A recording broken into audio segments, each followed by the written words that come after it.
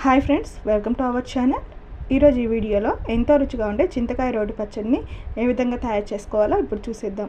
దీనికోసం ముందుగా ఒక చిన్న టీ గ్లాస్ నిండా వేరుశనగపప్పుని డ్రై రోస్ట్ అనేది చేసుకోవాలండి. అంటే ఇవి ఒక గుప్పెడు వేరుశనగపప్పు అయితే ఉంటాయి. వీటిని ఈ విధంగా వేగించుకొని ఒక ప్లేట్లోకి తీసేసుకుందాము. ఇప్పుడు అదే ప్యాన్లో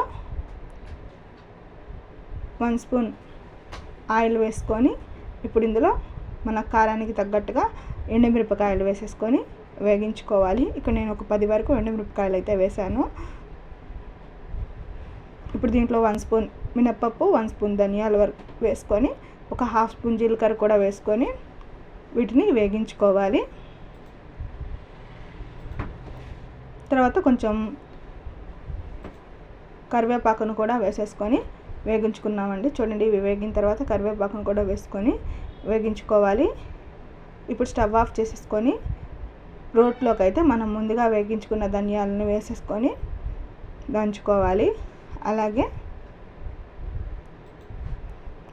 వేగించి పెట్టుకున్న ఎండుమిరపకాయలను కూడా వేసేసుకుందాము.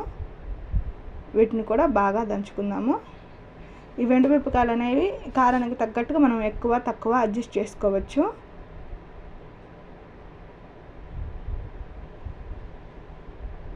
ఇవి కొంచెం మెదిగిన తర్వాత ఇప్పుడు ఇందులోకి వెల్లుల్లి రెబ్బలు అలాగే వేగించుకున్న వేరుశనగపప్పును కూడా వేసుకొని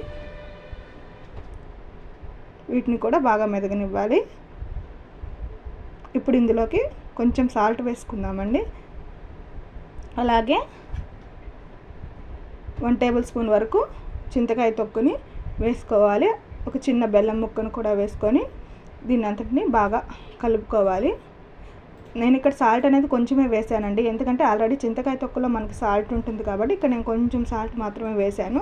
చూడండి, ఇదంతా ఈ విధంగా మెదిగిన తర్వాత ఇందులో కొంచెం నీళ్ళను పోసుకొని ఒకసారి పచ్చడిని అంతా ఈ విధంగా బాగా కలిపేసుకొని ఇక కట్ చేసుకున్న ఉల్లిపాయ ముక్కలను కూడా వేసుకొని ఒకసారి ఈ విధంగా బాగా కలుపుకోవాలి. మనకి ఈ ఉల్లిపాయ అనేది కచ్చా పచ్చగా మెదిగితే సరిపోతుంది.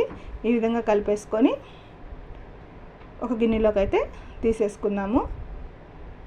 మనకి దీనికి తాలింపు ఏం అక్కర్లేదండి, ఈ విధంగానే తింటే సరిపోతుంది. అన్నంలోకి వేడివేడిగా కొంచెం నెయ్యి వేసుకొని తింటే టేస్ట్ అనేది చాలా బాగుంటుంది. ఇక్కడ పైనుంచి కొంచెం ఇలా ఉల్లిపాయ ముక్కలను కూడా వేసేసుకున్నాము. అంతేనండి. ఈ వీడియో కనుక మీకు నచ్చినట్లయితే మా ఛానల్ని సబ్స్క్రైబ్ చేసుకోండి.